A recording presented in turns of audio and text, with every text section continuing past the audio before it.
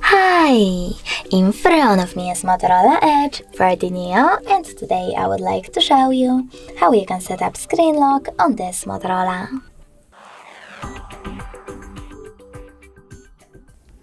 You need to begin by opening Settings and choosing Security section after scrolling down.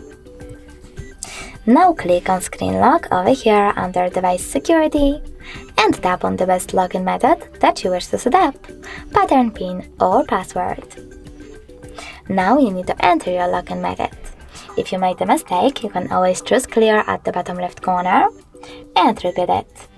Then when you're ready, choose Next at the bottom right corner over here, repeat your login method and click on Confirm. After that, click on one of those options to set up the best one for you. How do you want the lock screen to display your notifications?